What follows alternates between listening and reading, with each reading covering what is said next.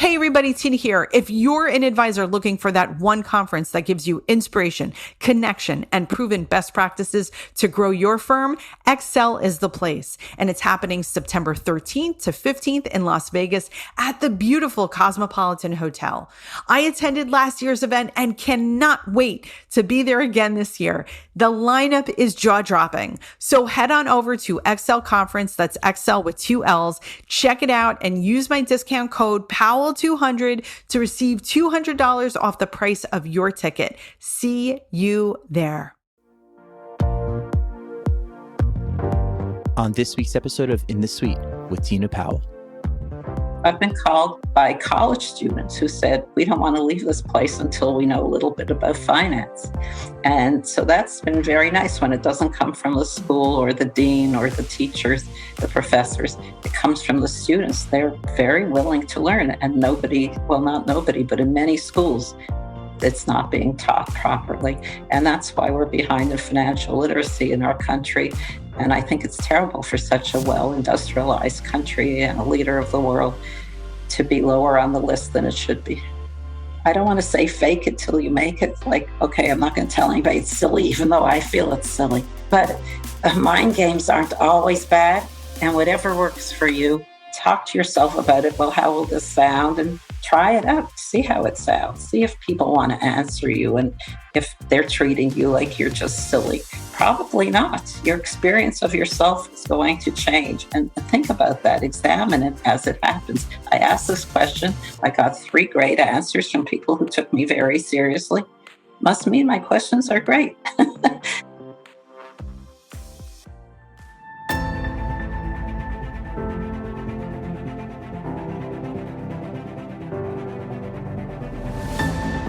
Hi, this is Tina Powell, host of In the Suite, where I sit down with top women leaders and some of the biggest names in the financial services and the wealth management industry. Together, we'll discover some of their best secrets and top strategies to grow a great business, build a strong brand, and lead teams in the 21st century. I hope you'll enjoy hearing their amazing personal stories of triumph, trepidation, and transformation in hopes of becoming better leaders ourselves. The time for you to lead is now, and you're in the suite. We are so honored and excited to have the iconic Dr. Karen Altfest in the suite. Karen is a principal advisor and executive vice president at Altfest Personal Wealth Management, a fee-only financial planning and investment management boutique firm in New York. Altfest Personal Wealth Management is a company she runs with her husband Lou and their son Andrew, and together her team manages over $1 billion in client assets. Throughout her 30-year career, Karen has blazed a trail in fee-only financial planning for women. With a Ph.D. in history and a CFP designation, Karen has always had a unique perspective on financial planning. When she entered the industry in the 1980s, she immediately recognized a need for advice that catered specifically to women. She's written many scholarly articles and books on financial planning and investments, and even curated CFP programs at Manhattan's New School and Pace University. And yes, she knows a lot about investing. In addition to serving clients at Altfest Personal Wealth Management, Karen has carefully curated educational programs on various topics throughout her Women's Financial Spa and Women's Financial Salon programs.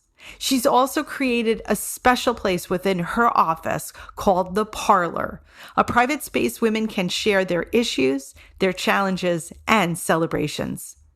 Throughout the year, Karen has been the recipient of multiple awards. In 2019, Crain's New York Business acknowledged Karen as a notable woman on Wall Street for the 4th time, and most recently, she was recognized as Top Women Wealth Advisor by Forbes for the 3rd consecutive year.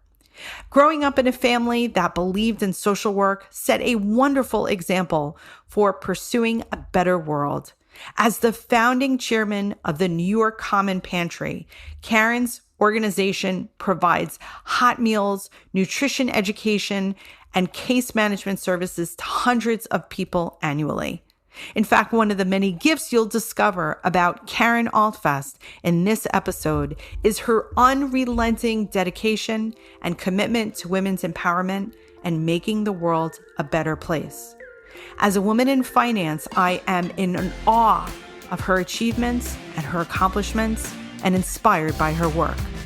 You will be too in the suite.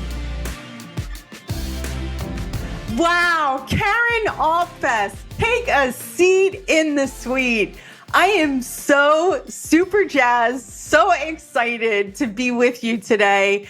I really miss you. I haven't seen you in years in person. The last time we were together, we were both in New York City. I think we were at a TD Ameritrade panel, and you are just a bright light. You're so much fun.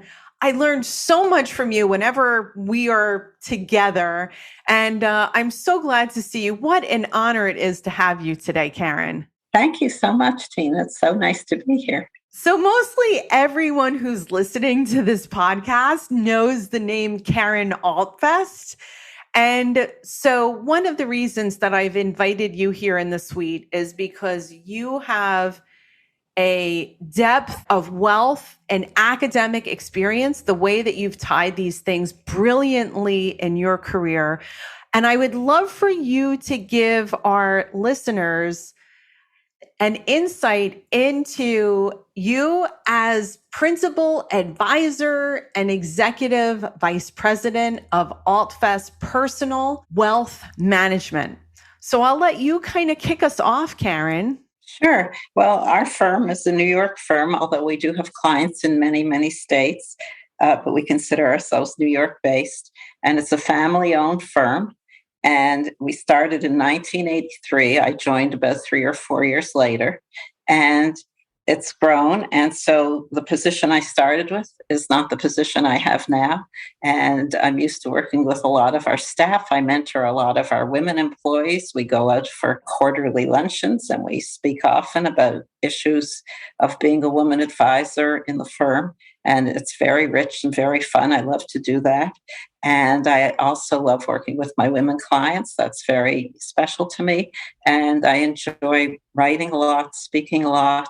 I do a lot of interviews. And sometimes there are so many asked of me that I pass them on to our really top advisors as well.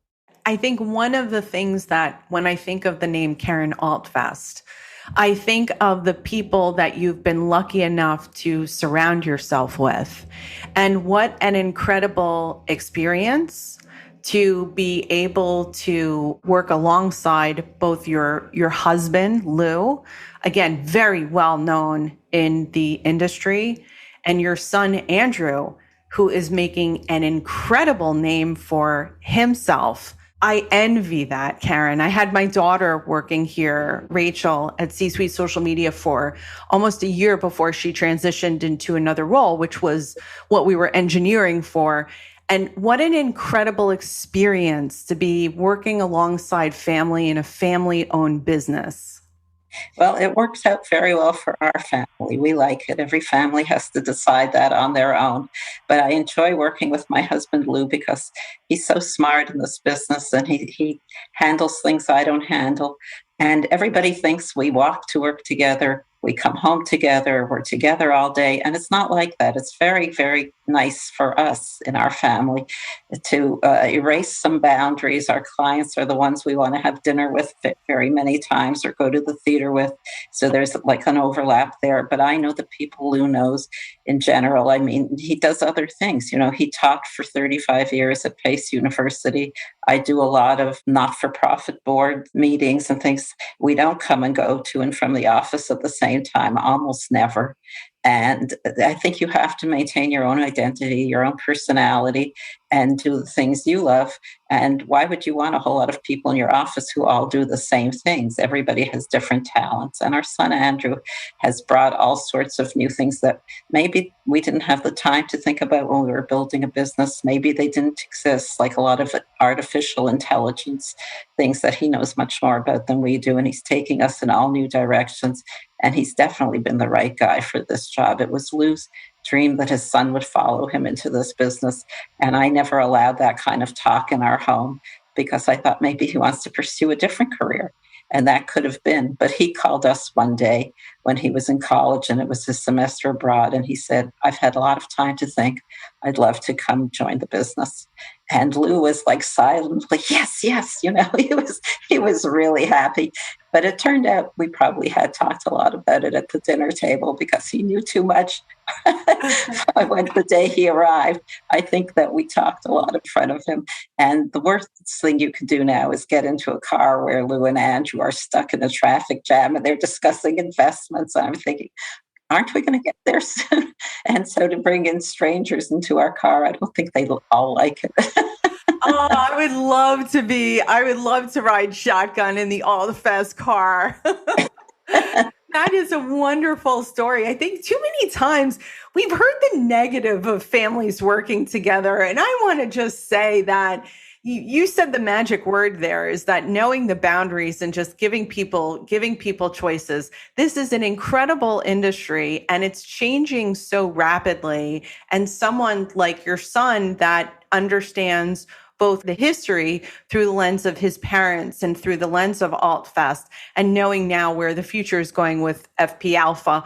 I had the incredible honor of speaking at his study group on social media just last week. I had a ball. So he's doing a lot of great work. He's following in his parents' footsteps. Yeah, I think he has a little bit of my traits, a little bit of Lou's traits, and a lot of his own traits. So it came out to be a good mix. That's great. I wanted to talk about your background specifically because you not only have the CFP, the Certified Financial Planner designation, and you're also very awesome that you have a PhD in history on top of that. So what made you decide to get that doctorate? I just liked what I was studying in school and I just kept going. But most of all, to me, history was about the people. How did people live? How did they dress? What did they eat? What did they do? And, but they were dead. So, I really love thinking about people from hundreds of years ago.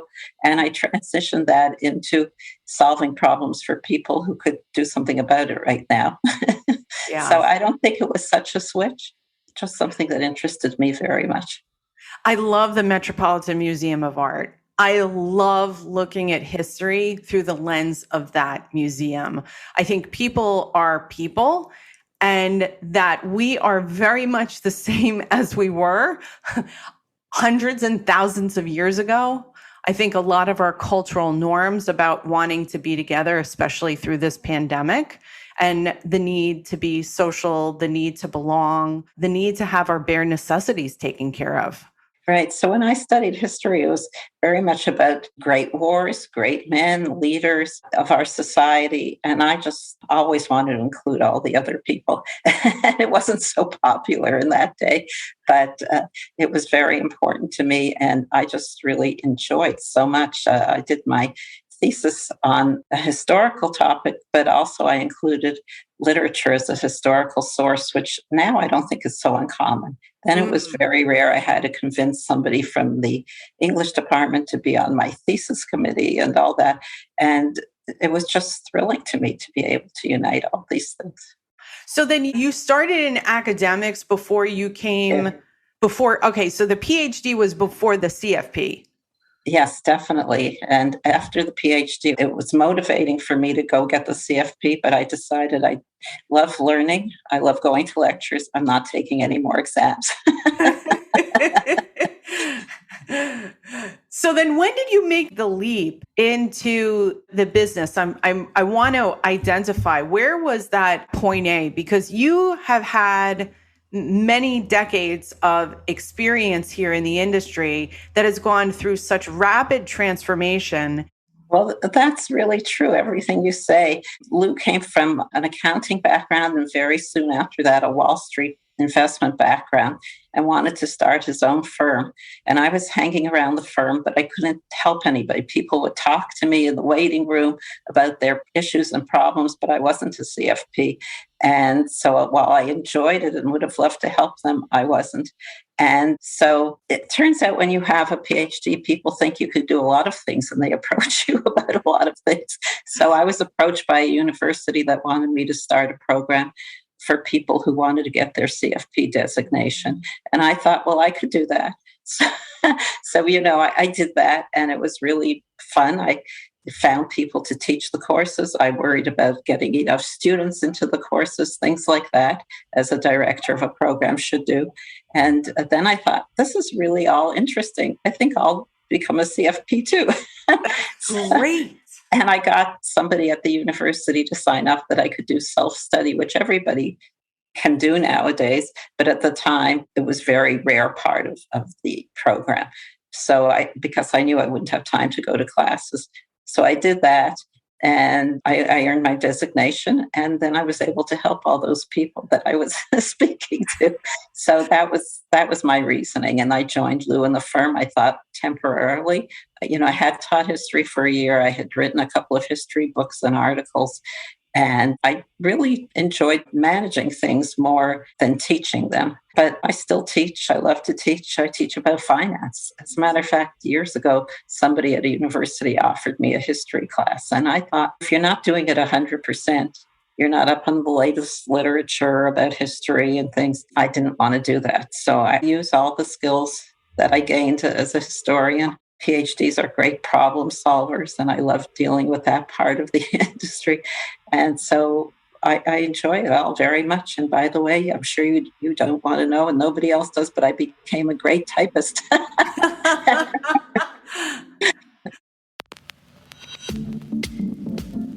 The lack of financial literacy is an economic and public health crisis because being financially literate is essential to improving America's standard of living and reducing income inequality. That's where Financial Fitness Group comes in. They're helping empower people by making learning about finances easy, effective, and fun. FFG is the leading provider of unbiased financial education to banks, credit unions, advisors, government agencies, and employers across the nation. Visit financialfitnessgroup.com today to learn more.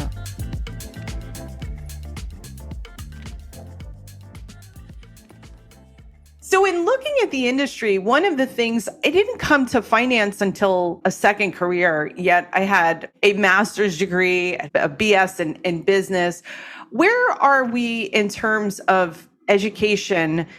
How can we now start to make sure that the types of classes that you're teaching, that personal finance gets woven into the fabric of our education system much earlier? I think too little is taught to very young children who are very eager to learn this content. We were asked when Andrew was in elementary school by a teacher, I think it was 4th or 5th grade, if we would come in and teach some things about finance to the class. And Lou taught investments that he used a sexy stock for kids and everything to illustrate what he was talking about. And I did a little budget for kids. And because of my own wishes, I said, for the future, for things you're going to want, put that away now. A third, you could go have fun and get whatever you want, and a third to charity. And that was just me. But they asked the toughest questions, and they were so interested. They were amazing. They were saying, like, well, if 30 years ago I had bought this oil stock and blah, blah, blah. And I'm thinking, you weren't alive 30 years ago. What's going on here? And they were very tough and very fun to talk to, but ready so much for so much more. And at college, too, I've been called by college students who said, we don't want to leave this place until we know a little bit about finance.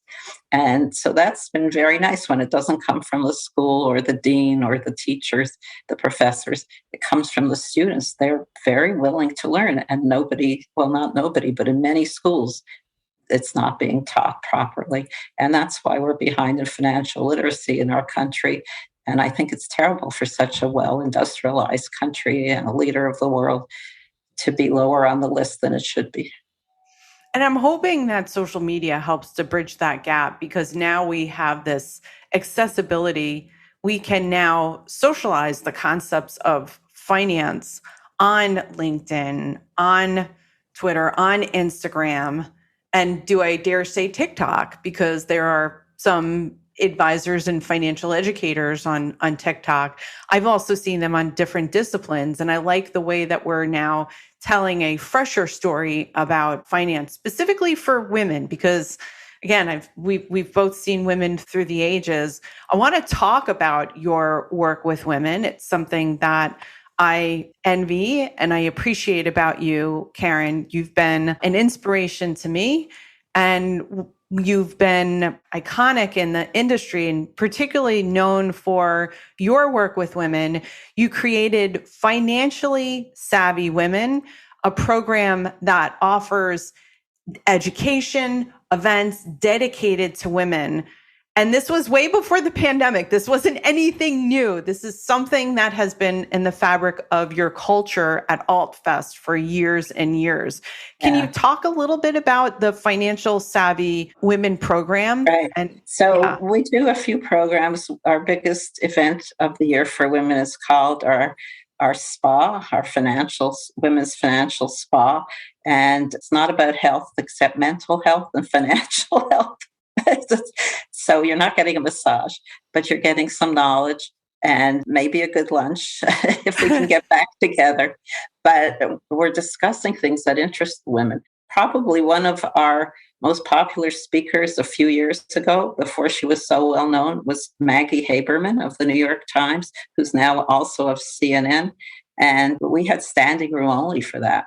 And It was really terrific. And to hear her, although I don't often invite people from the media, I do like a lot of people who've written books that I can buy for all my attendees and give to them, and they could take home and read them and mull them over. And we've had very many good speakers on all sorts of topics. And so that really delights me to be able to find somebody who does that. A smaller one that we have, they're probably 4 or 5 months apart. We have the Women's Financial Salon. And I love the way you're combining like salon, spa. I love this. Things people can relate to. Well, wait till I tell you about my parlor. Have you heard about my parlor? We have in our office a lot of large conference rooms that hold 40 people or whatever.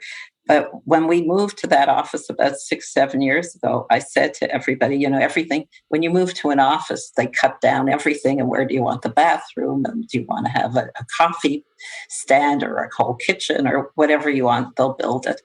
And so I said, I am taking the small space and it's going to be my parlor for my women. And people use it and they come in and they'll be in a conference room and they'll have their accountant and they'll have their brother-in-law. And we all know that. But then they say, I just want to talk to you. Well, can I go into the parlor with you? And we go in and they tell me about their forthcoming divorce or some problems they're having in their lives. And it's just so rich and so nice. And I'm so flattered that people want to use it. And people who come, they say, well, when can I go in there? And our men advisors say, well, I want to go in there too. And I say, well, if you're with a woman client and you want to have a private conversation, of course. And what I'm very proud of is that it's technology free. We don't have a clock in there. We don't have a telephone in there unless you bring your own cell phone. I don't look through people's bags. we have some teapots. It's very calm. Teapots with pictures of the Queen on it. Oh my goodness. We have art books from museums. And we have these like parlor chairs that you don't want to get out of. They enfold you. They're so comfortable. And it's for 4 people, hopefully. It's a private, quiet little room. It does have lights, I guess. That's modern technology. I love this. I'm in my own dream world here. I'm envisioning myself with you doing a selfie in the parlor to just say, please come and see it. Of course. Yes, of course. I would love to. What does it look like now? People are starting to transition into a hybrid or a physical role. What is it like right now over for you and for Altfest? Are you doing? Well, that's a good, timely question. We do a hybrid thing. We do a lot of webinars now because we can't do in-person meetings. Our clients don't want to come. They think they could be spreader events. They don't want. I am having my women's spa, which I have every November, and it's coming up very soon. And it'll be virtual. And so we can't all be together, but they will come to client meetings. because they're in a private room. They've been vaccinated. We've been vaccinated, and they're very comfortable with, 4 people in a room or whatever it is, but it's not 50 or 60 people they don't feel they can vouch for. Yeah. So our people are asked to be in the office a few days a week and work from home the rest of the week. And we find that's a successful model for right now. It may change in the future, but it's good. Yeah, I believe right now the key is to just give people choices, especially the clients. And you've always been intuitive in how you need to serve your clients, females and families. I love this idea of the parlor. I think that that's the perfect example. Sometimes discussions around money, I used to say there's a great reason why there's a tissue box in the office of a wealth management firm. I have a tissue box. Yeah, Just in exactly. case. I'm like, these aren't discussions around money. Money is the byproduct of what's really happening. And you need people who are understanding, who have empathy, and who have been through it. Advisors such as Altfest, that you've seen people through the generations. A lot of the problems are similar in nature, right? Wouldn't you say? I think they are, and they're about human feelings, emotions, and experiences. But I'll just fill you in with this. When I told everybody we were going to have a parlor, I didn't know it was called the parlor at that time. I thought about what I could call it. And my women said to me, don't call it the women's parlor, just call it the parlor and we'll know. And so I took that very seriously. But nobody at the firm said to me, what are you doing? Or why are we having this? Or we could use it for the space for something else. Everybody said, oh, that sounds great. So I was very happy about that because I had expected to roll up my sleeves and have a big fight about it. And that never had to be. Well, that says a lot about your team. I think that a philosophy in business right now needs to be that try everything and keep what works. And let's be all a little bit more pliable and dynamic in our decision making. And I love the idea. I cannot wait to go visit it and see it. I imagine that it's going to be, I'm not going to want to leave, Karen. You're going to have You'll enjoy it. Tina, time to leave. Come tell me your stories, Tina. Oh, that'll be great fun. Great fun. I'd love to see you, and we'll make a time to do that. Hey, listeners, if you're looking for actionable advice and motivation to get you through your day, follow In the Suite on Instagram. This week, we shared 24 things you could do today to improve your career. I encourage you to check out that post. It's awesome. It's lots of information there that I think that you'll find useful. So you can find it again on Instagram at In the Suite Pod. That's all one word, In the Suite Pod. And we'll see you over there on Instagram. I want to also talk about the fact that, again, you've been in the industry for so many years. You are iconic. You have also received so many awards. I would be here for the rest of the podcast to name each one. Most recently, Forbes Best in State Wealth Advisor for the 3rd consecutive year. In 2019, you were also named Crain's New York Business Notable Women in Finance. I know that you do what you do with your heart, and that the awards are it's great recognition. I know that we've got other female financial advisors listening to this podcast. Any advice to them? Yes, absolutely. I don't think you could say I won an award. I think that's kind of hokey. And I could claim a certain innocence in the beginning, like, I'm just doing this because I like doing it. And really? And so, maybe it's in a lot of people's minds. I don't think that's the best way to get one. I think the best way to get one is to be an individual, pursue what you feel is important. And it doesn't have to be what everybody else is doing. Probably better not. Take your seat at the table, sharpen your elbows, have your voice heard. As a woman, I'm used to having people who want to talk over me. And I've said to them, please don't talk over me. So, just stop. And they all stop, no matter who they are, or how powerful they feel they might be, or whatever. They've never been told that before. And they just, what? Okay. And they quiet down. If you're in the middle of something, you don't want to be interrupted. And just volunteer for things, keep working on them, rise to the top, and people will notice. And speak up. I mean, we all go home with questions if we're in an audience somewhere and the speaker's saying something and you're not sure about it, you don't agree with it, or you have another opinion on it. And you take your questions and you tell your friend on the way out. That's not the way to do it. Put up your hand, tell your question. In total naivete about awards or anything like that, years and years ago, there was something bugging me. And I said it. I just said I didn't know that anybody else would be interested or care. Well, I was featured on the cover of a magazine after that's not in business anymore. It didn't even occur to me like, oh, if I say this, I'll be on the... No, that would have been totally strange to me. And so, but I had something bothering me. And should I say it in public? Should I not say it? I said it. And somebody grabbed onto it, wrote a whole article about the issue and put me on the cover of the magazine. So I was very surprised. But I think that's what you have to do. You have to speak up what you're really feeling, what you're really thinking, and become outspoken and a leader in the industry. It's such great advice. I love the sharpening of the elbows because it takes that type of sharp elbow mentality. I think women, at least I'll use myself as an example, it's really hard to be the lonely voice in the room. It is, and I've been at so many conferences. It's gotten better now. But I was like a compulsive counter. Well, why is there one woman at this table of 10 or, whatever I would notice. And so it bugged me. It didn't feel completely right. And we're still not where we should be in this industry. It's a little better. I don't count. It's a little busy to count, now, which is really a good thing. If you're seeing 3 women at a table instead of 1, it's just too much to count. So. Yeah. Are there some sort of strategies? One of the things that was just recently at a conference, and what I did was I said to the woman next to me, I said, do you know who that other person is? Right. We were in a small group of people and she goes, oh, no, I don't know. And then I said the name, oh, that's this person. Would you like me to introduce you? You've got to meet that person. Oh, yes, absolutely. And I think that we can all do a better job of taking women with us and socializing them through our own networks instead of assuming that, because maybe they're in the same location somewhere, that we take for granted that everybody knows each other.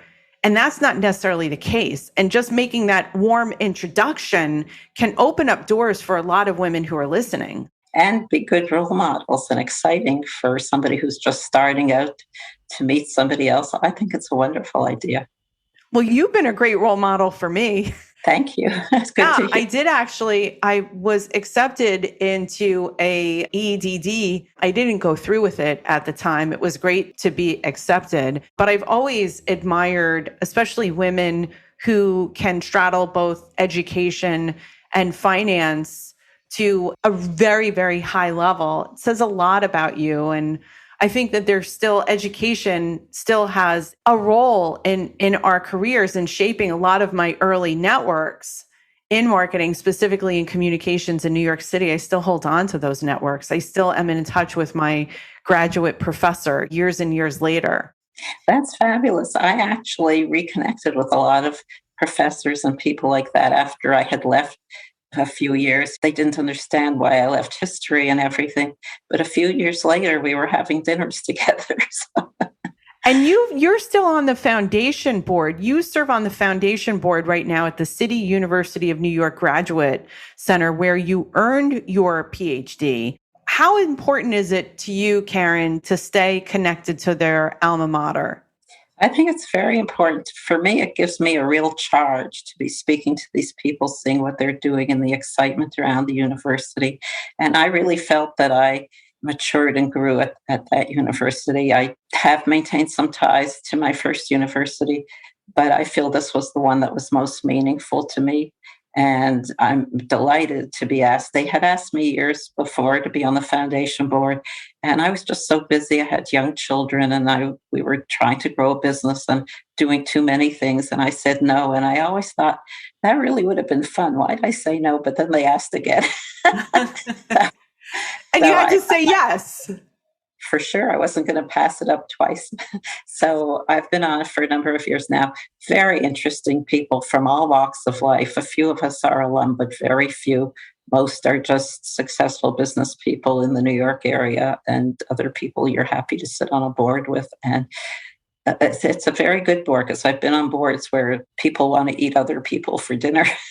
and, and this board, everybody's respectful. Plus, it's a large board. It's about 32 people, not always all there at the same time.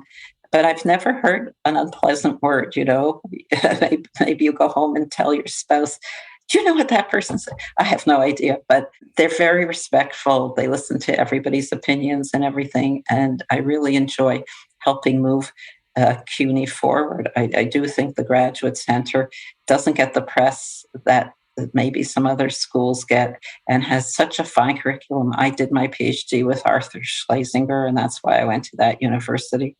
And it was a treat every day. And so I think it has a lot to offer everybody. And it's just not as well known. And if I can have a small part in moving it forward, I'm really very happy to do that.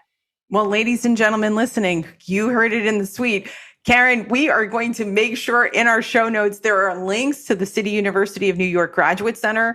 I would also say that anyone listening to the podcast right now, if you are contemplating higher education, if you have any questions for Karen, we will make sure that her contact details are in the show notes as well, too, so that you can easily reach out. Not only have you served on different foundations, again, you're very connected to CUNY Graduate Center, but then you're also the founder of the New York Common Pantry, which is New York City's largest community-based food pantry. I can't even imagine what that was like also too during the recent pandemic. So how do you even find the time for all of these things? I mean, it's not just you're making a little dent, like you're making a massive, massive impact in the community around you. And I think that is absolutely magnificent. Well, I don't see how I could not do these things. I mean, when I started the pantry a long time ago, I think it was in the 80s, there were homeless people, hungry people all over the streets. They were sleeping on church steps and things in the cold. And how could you not help them? I considered them my neighbors. And your neighbors aren't always the guy next door who bought the co-op or whatever you think it is. There are all these people who you see on the streets every day. And at the time, I knew a lot of them by their first names, and they knew mine.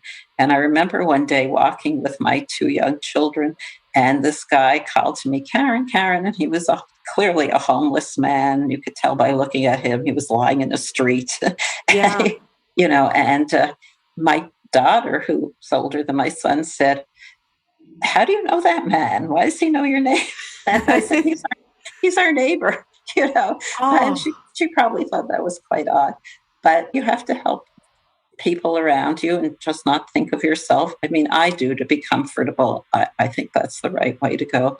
And yes, I've been on a lot of financial boards that I've led and not-for-profit boards. And I don't know, you find the time. Don't they say go to a busy person?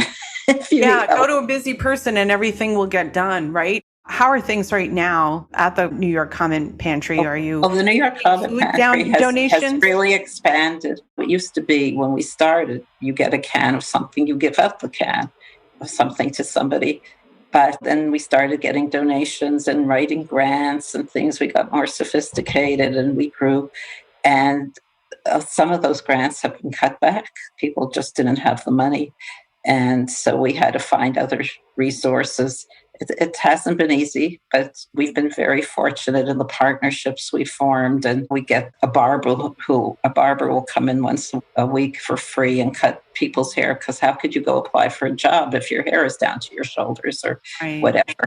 So we have maintained a lot of those good relationships. And now, I'm not on the board. I'm in an advisory capacity when they call on me for something, and I'm happy to go and give back. But it's certainly in a different place with that organization. I want to talk to you about one other philanthropic organization as it relates to financial services, because I had mentioned at the top of the show that I did a social media virtual event, which I had a great time with your son through NAPFA New York City Study Group.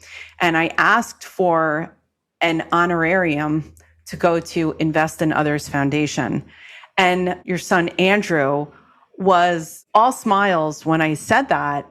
And he said, they honored my mother years ago. And I said, I know it's just that Kate Healy, who was on our show and on the podcast, she's now the chairman of the board. Oh, and I think that there are ways that we could exercise philanthropy. A couple of years ago, Karen, I wouldn't have asked for that. I wouldn't have asked for anything. I would have been like, okay, yeah, like let's do this virtual event. So I wanted to congratulate you for receiving the, I believe it was the Lifetime Achievement Award over there. Well, you did. I did it because it came with a lot of money for your charity. So I thought, okay, I'll go tell them about the Pantry. I didn't know that I would win the award. But even if you were in the top 5, you got some money for your organization, and the Pantry can always use that. So I thought that would be nice. And then you don't know who won. It's not quite like the Academy Awards. not that exciting, but you sit there and they call out the name of the winner. And so they called out my name. And I handed Lou my phone so he could take some pictures, but he's very bad at it. So he handed it to the next guy. And so we got some pictures. So that was really funny. Oh, I love that.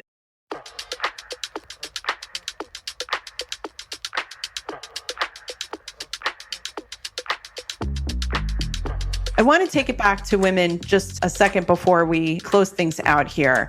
Because I see you as someone who has seen women through the ages. Clearly, we're not there yet to where we need to be. And you've seen women from a variety of angles here, through counseling women, being their financial advisors, to mentoring and coaching women advisors, and then just from serving the community.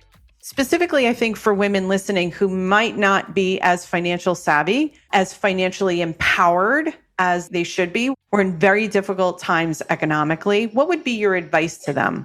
I'll answer that in a couple of ways. First, a lot of people think I'm trying to educate people about their finances.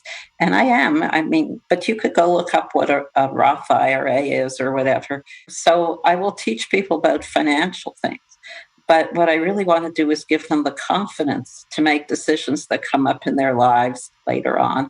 And one of the ways I try to do that is a lot of women come into my office and they say, this is a silly question, but, and you know, it's not a silly question. It's probably better than the other questions you've heard that night.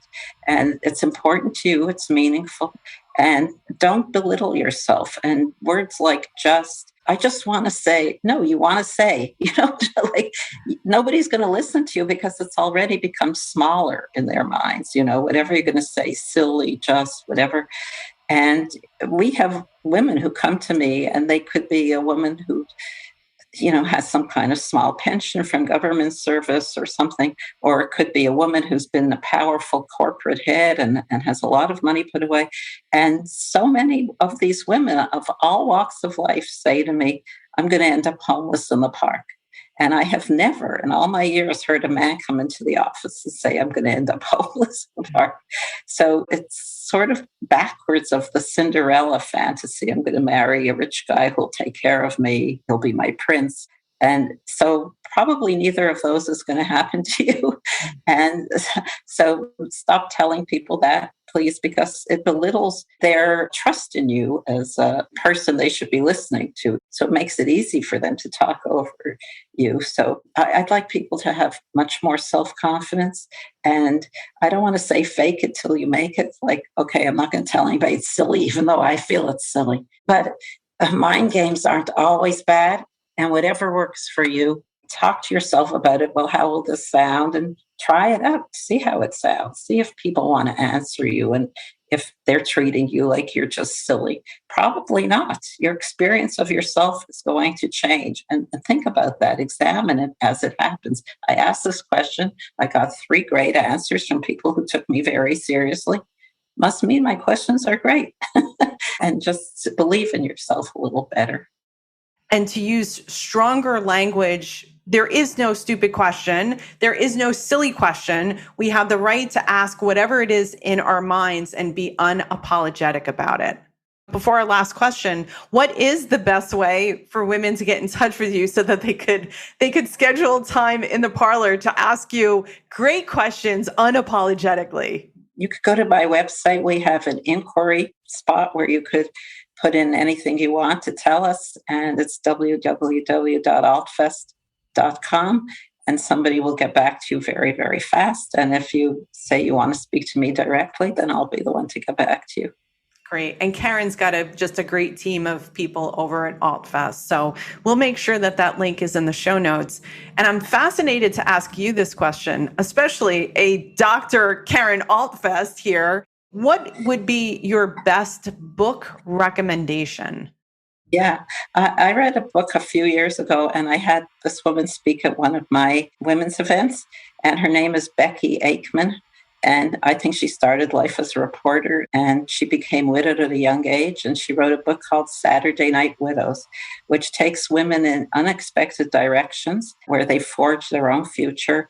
And it made me realize, and I've just written an article on this, that you can't categorize people. You can't say, well, I've met a widow, so I'm going to tell all widows this or that or the other. Every person is different, has their own experience, their own expectations, their own needs, their own goals.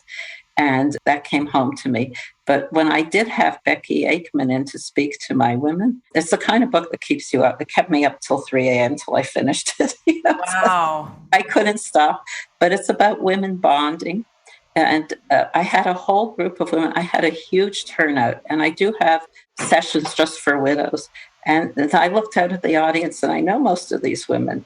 And they weren't widowed. And they wanted to come and hear about this because you could interpret the book as being one of bonding. As a matter of fact, at the time, Andrew's married now for some years. But at the time, I gave it to the woman who had just become his fiance. She was going to be traveling to a place that was mentioned in the book and everything. And I said, I know this about widows, and you're a young woman, you're not married yet. Would you be okay if, and she said, yeah, I want to read it. And she loved it. And so that's the one I would recommend. I can't wait to listen to that book. This has been a spectacular year in the suite with all of these book recommendations. So after I hear these book recommendations, I put them in my Audible account. And whenever I'm flying or driving long distance, that sounds like an awesome, incredible recommendation. I have seen women at various stages in my life become widowed in their 30s, 40s, and 50s. And now that I look back, Karen, I'm flabbergasted how that has happened to people I know who knew their husbands, and never in a million years when our kids were growing up would I have ever thought that was even a possibility. What's a good step for women who want to dig a little bit deeper in widowhood? There's an organization called the W Connection. They don't call themselves widows, but that's what W means for them. And there are a whole lot of others as well. And I've written a lot of articles for widows on what they should do, what they shouldn't do. And it's not always the common thinking, wait a year on this. Well, maybe you can't. I mean, you want to keep your lights on. You want to keep your kid in school. You want some things you can't wait a year, some things you can. So I've examined all of that, and I find it very interesting. But most of all, I love working with women. My husband, Lou, thinks it's very funny. I call them my women. And he says, yeah, I've heard him talk to other people. And of course, he advises a lot of women who enjoy his advice. But, he says, when Karen is in a room with another woman, they talk a different language. He said, I don't know. Love I the way don't know what he they're says talking that. about. So it's really very, very fun. And that's why I go to work every day. Karen Altfest, that is fantastic. We're going to put some links to those articles. I'm going to work with your team. I know that you have some great resources on the website. So specifically, I want to make sure that the women listening in particular can find some of those articles. But thank you for giving us a book recommendation, Saturday Night Widows, and the W Connection and organization. And then we'll have a link to some of the articles that you've authored that can get women to open up their worlds to more and more resources and expand our way of thinking. So thank you so, so much. You've been such an inspiration. I want to thank you for all your work and just modeling what it means to lead a great life. Thank you, Tina. It's so nice to see you and to speak to you. And as you said, I hope one day we can see each other in person in 3D instead of 2D. Exactly. And take that selfie in the parlor. Of course. Maybe the beginning of the year. That would be wonderful. Thank you again. And thank you everybody so much for listening. And we will talk to you soon. You're listening to In the Suite, a podcast that shares amazing stories of women in business in the financial services and the wealth management industry. Our producers are Tina Powell and Kevin Hirshorn. Our editor-at-large is Kevin Hirshorn. Our content writers are Dimple Rashandani, Daniel Wheeler, Olivia Gonzalez, and Tina Powell. In the Suite podcast is sponsored by C-Suite Social Media, a high-growth digital marketing and social media agency for financial services and wealth management. You can visit csuitesocialmedia.com to learn more. And please let us know how you enjoyed this episode with the amazing Dr. Karen Altfest. You can share your thoughts on social media, #InTheSuite, and you can connect with Karen on LinkedIn. Visit her website at altfest.com for access and to learn more about her firm and her incredible work with women. And thank you again so much for listening and subscribing and giving us 5-star reviews. I so appreciate it. We've got listeners in 1,133 cities, 56 countries. That number completely blows my mind, and we owe it all to you. So thank you so much for being a listener and subscriber. And we hope that you have an amazing day in the Suite.